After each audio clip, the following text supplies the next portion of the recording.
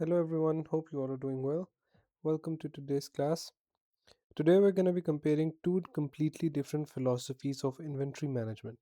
The first one is just in time JIT, which is efficiency focused, and the other one is just in case JIC, which is safety focused.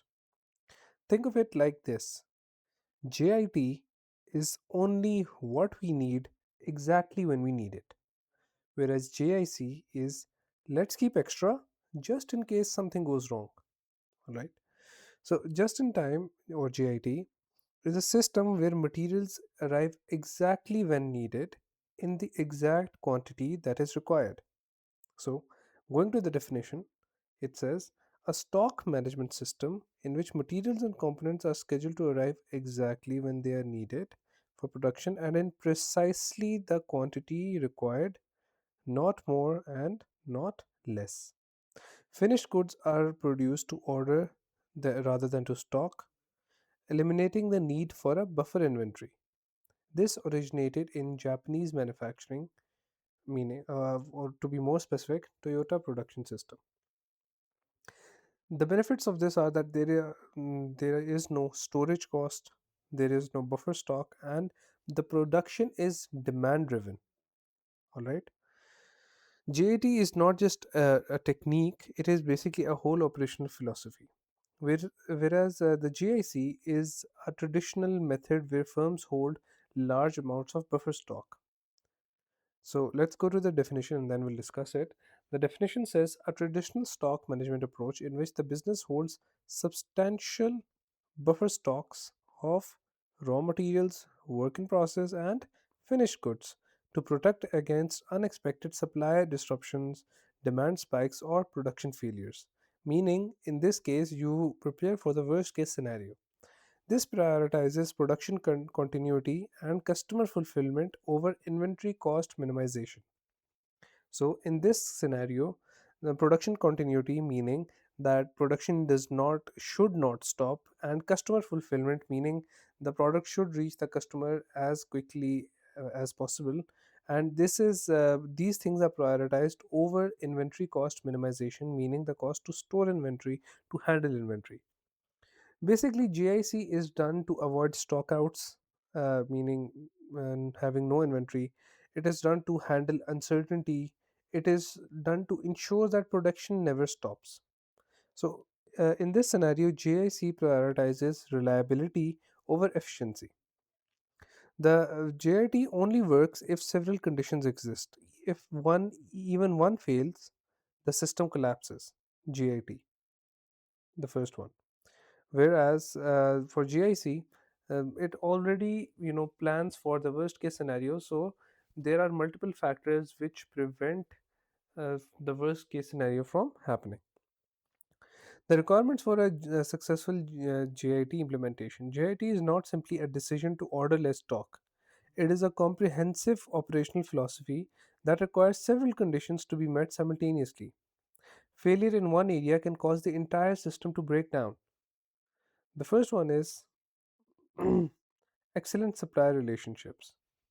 Suppliers must be able to deliver small quantities at short notice, reliably and on time. A single late delivery stops production entirely. All right.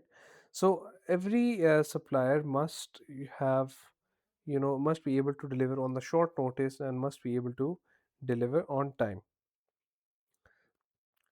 Moving on, just referring to this mnemonic frame, this is referenced up here. All right. So we'll get to that later, but for now, we need to discuss this.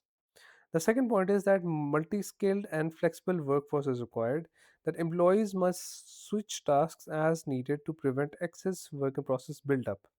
Workers cannot be rigidly assigned to a single role, meaning that every employee must be able to do different sorts of tasks so as to prevent excess work in process buildup.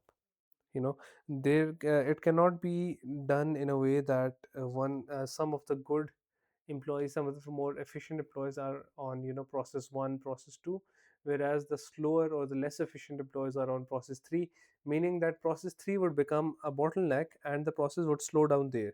So inventory would start building up at process 2, whereas process 3 would, just continue on slowly.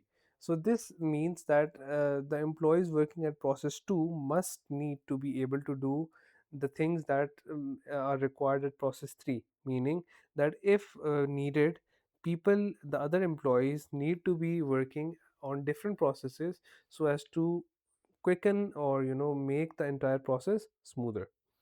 The next one is that flexible or computerized machinery. This means that modern equipment that can switch between products via software rather than expensive physical reconfiguration. This is also required for successful JIT implementation, because again, if at some point, at some process, at some method, there is a bottleneck, the machinery should be able to help out on that specific task rather than just doing one specific thing. All right. The next one is that there should be accurate demand forecasting. Without reliable sales forecasts, production scheduling is impossible and the system produces either too much or too little. Meaning that for a successful JIT implementation, which means just in time, you need to be able to tell what sort of demand that you are going to be looking at in the near future. So from 1 month from now, you need to be able to know what sort of demand that you are going to be seeing. So in that scenario, you need demand forecasting, and production scheduling is done according to that demand forecasting. If it is, if it is not very accurate, in that scenario, if the forecast says that we need 100 products and the demand is actually 150 products, that means that the business would have produced 50 less products than what was actually required. This would lead to under delivery by the entire business. So the forecast needs to be quite accurate in this scenario. The next one is extensive use of IT. Computerized inventory tracking, electronic communication with suppliers, and automated ordering systems are essential to coordinate material flows. So basically, you need to be able to integrate IT a lot in your systems, because you need to know what sort of inventory you already have, what sort of lead time you're looking at by communicating effectively with suppliers, and there should be automated ordering systems. Do you remember that we studied minimum order level? There was a difference between minimum order quantity and minimum order level. If you remember minimum order level, which is the level at which if inventory reaches, at that point the system automatically places an order with the supplier so as to order more inventory. All right. In that scenario, in this scenario, that thing also applies, because you need to be able to do that. You need to be able to be order inventory as soon as possible, and as also as late as possible, because you don't want it arriving too quickly or too late, right? So you need to use IT extensively in your business to be able to know these things all the time. The next one is that there should be zero defect or strict quality control, since there are no spare materials or components to absorb production errors. Meaning that if you waste, like a set of screws, if they are not screws, if you waste a certain material, then you have no buffer inventory, because you are ordering just in time. You do not have enough inventory to waste it. All right. So in that scenario, wastage has you have no margin of error, because wastage is strictly not allowed. So every item must be made correctly the first time, and a defective component stops the entire line. The next one is that there should be strong employee and employer relations. Workers must be motivated and committed to the flexibility that GIT demands. Industrial action or poor cooperation is catastrophic in a GIT system, meaning that if the relation between the employees and the employer is not good, if the employees feel like the employer is demanding too much of them, and if there is a strike, or if the employer thinks the employees themselves are not doing too much, then in that scenario this entire system will fall apart. So all these different factors are required for a successful implementation of JIT. So the full comparison reads as such. For a JIT, sorry, give me a second, please. So, for example, GIT improves efficiency and cost structure. All right. So less money tied up in stock means there is better cash flow. So for the first one, significantly reduced capital tied up in raw material and work in progress stocks. This means that there is better cash flow, better, a larger amount of cash for the business to do other things. The second one is that there lower storage costs, which is because of less warehouse space required to store the inventory, less cost of insurance, and less handling needed. The third one is that there is a lower risk of damage or obsolescence because of again, lower amount of stock. The fourth one is that it motivates workers through multi-skilling and increased responsibility, meaning that there is a fast it encourages workers to take on more responsibility. The last one is that there is a faster response to changes in customer orders, and it is a demand driven production. So any changes, there will be a faster response to the customer demand. For GIC, the advantages are in the nature that GIT improves liquidity and efficiency. So GIT whereas GIC, it focuses on safety and continuity. Production can continue even if deliveries are delayed, meaning that there would be supply chain resilience. Even if one part of the entire system fails, then the other parts of the system can carry on. Whereas it can also handle sudden demand spikes, meaning that it is easier to handle certain surges in demand because finished goods are available immediately. So if a certain finished product is required, early by customers or by anyone, you can supply that on time, you can supply that quickly, and get good reputation because of that. It is also GIC is also less dependent on supply reliability because the buffer stock absorbs disruption. So if there is disruption by a supplier, if the supplier is a few days late, the buffer stock has can handle all of it. Furthermore, there is simpler management, no complex supplier coordination or real-time tracking required. So you can just go and see that if 200 units are remaining, you can just order 500 units more. You do not need to be calculate how many orders will be reaching at the time you will place the order. So it saves you from a lot of management hassle. It is useful for businesses with unpredictable or seasonal demand patterns. Whereas the disadvantages for GIT are such that production can be completely halted if a single delivery is late. So if one delivery is late, everything can stop. Business reputation is placed in the hands of external suppliers. So if a supplier slips up, if the supplier cannot deliver on time, then your entire business reputation can be harmed. There are high administration and delivery costs because of many small frequent orders. So if there are many small orders, there will be a high admin cost. One person will have to cater to multiple orders at one time, which would cause higher cost for the entire company. There are also no bulk buying discounts because small order quantities miss economies of purchasing, the economies of scale. All right. So you would not be able to get bulk buying discounts because you would be buying in small portions from the supplier. So they would not be inclined to give you a good discount. It also requires significant investment in IT systems and supplier development. So to maintain the system, you will have to implement lots and lots of IT systems. And furthermore, it is not mentioned here. You would also need to train your current workforce to be able to work on that. So that would also be quite costly and time consuming. The last one is that it does not work well when demand is unpredictable or highly seasonal.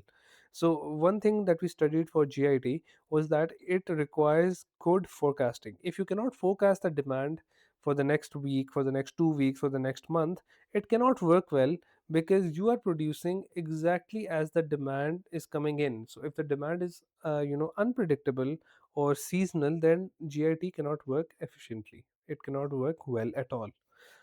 Whereas for GIC, the disadvantages are such that it ties up large amounts of capital permanently in with the stock, meaning that there is an opportunity cost. So if an opportunity presents itself and you need money to avail that opportunity, you would not have that money because that money would already be spent, in storing all the stock in all the inventory that you have.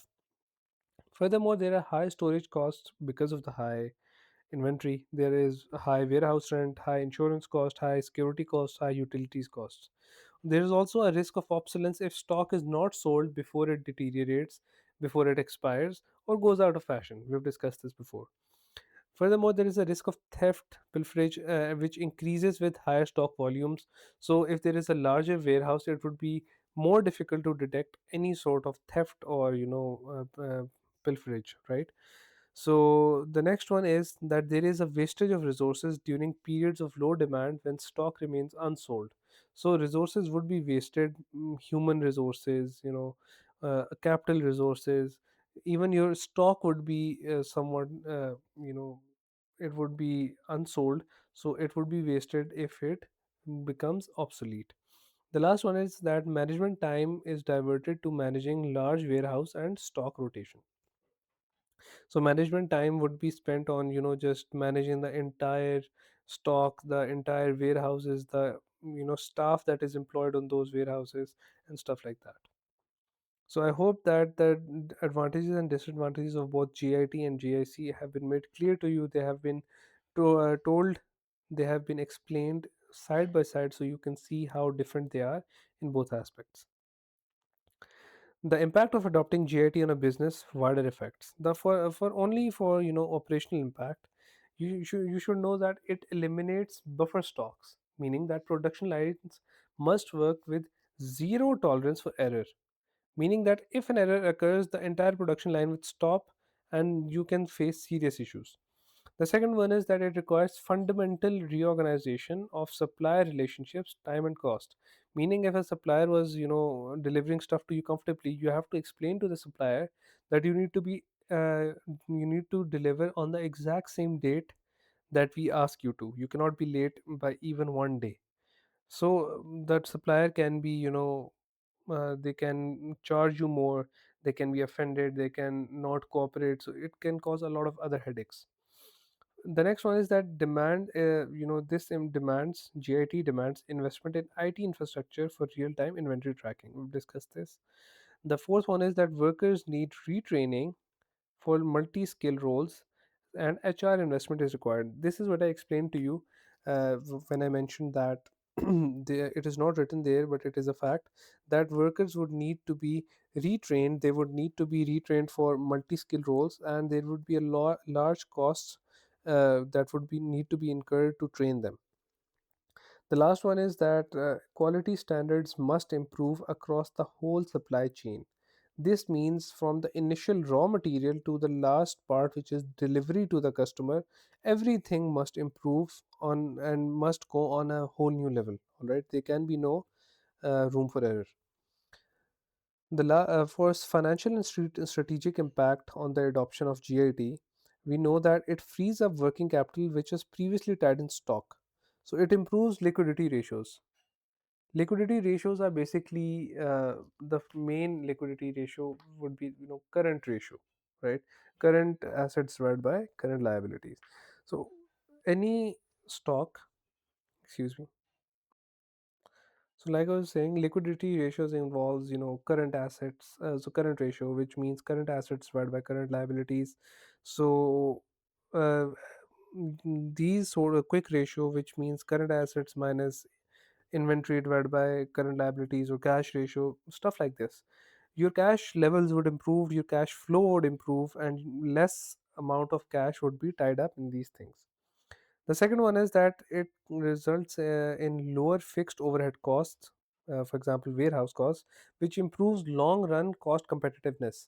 So if you have to pay, for example, $20,000 or $10,000 less per month for 12 months, that translates to a lot of savings in just 1 year.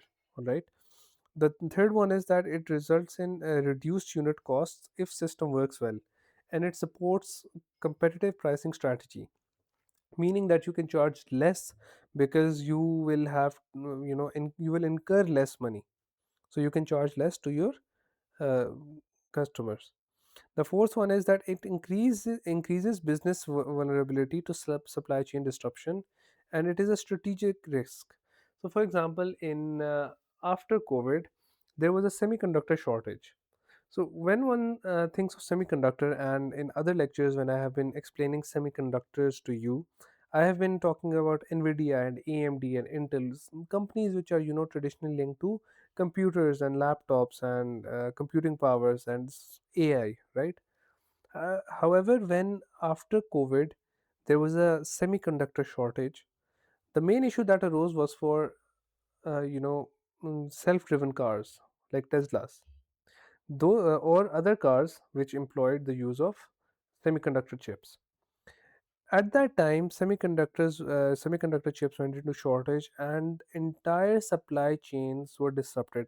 For reference, some semiconductor chips are much smaller than the palm of your hand, even when they are used in large components like an actual car, like a Tesla car, right?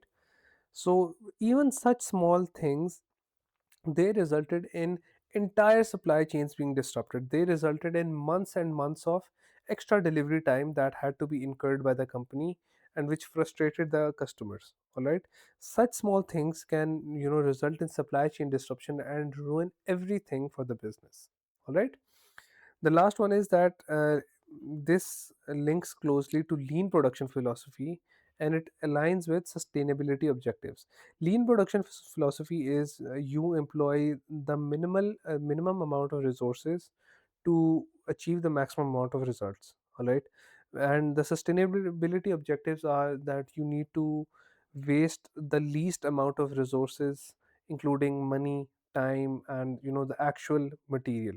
All right, so in that scenario, this links closely to lean production philosophy and also aligns with sustainability objectives. The GIT requirements that we studied here, these are a lot, all right. So to implement them, to memorize them, I made there is a framework called Frame, all right. So you can memorize this for your exam, and it goes as follows. F stands for flexible workforce, which should be multi-skilled and adaptable employees. R should stand for reliable suppliers, and it goes for strong relationships, on time delivery, and short lead times. A stands for accurate demand forecasts, meaning without forecast data, JIT scheduling is impossible. M stands for modern flexible machinery, which means that computer controlled for quick product changeover is necessary. E stands for extensive IT systems, meaning that real time inventory tracking and supplier communication is key to managing or for implementation of the entire GIT requirement. All right. So, a common misconception is that GIT does not mean no stock. It does not mean that you do not hold any stock at all. It means that stock arrives exactly when needed. The goal is to eliminate the holding of unnecessary safety stocks, meaning buffer stocks. It does not mean to eliminate inventory entirely. Under GIT, there is still inventory in transit and briefly on the production floor, just not sitting for months on end or weeks on end in a warehouse. Students often say GIT reduces costs always. However, it can also increase costs, some costs, meaning, for example, that ordering or admin costs can rise because you will order stock more frequently, meaning there would be more frequent small orders. Delivery costs will rise because you are ordering more frequently rather than one time in bulk. And IT infrastructure investment is significant, meaning you have to implement a very comprehensive IT system. The net effect on cost depends on how well the system is implemented. So if the system is working, it is snappy, it is working quickly, it is working efficiently and productively, then you will definitely save money in the long run. However, if there are bottlenecks, if there are some issues, then you might lose some money in the long run. Again, this is a sort of question. Discuss the factors which could influence the successful operation of GIT inventory management. 12 marks and suggested time is 18 minutes. This is the mark scheme. This is how you should answer.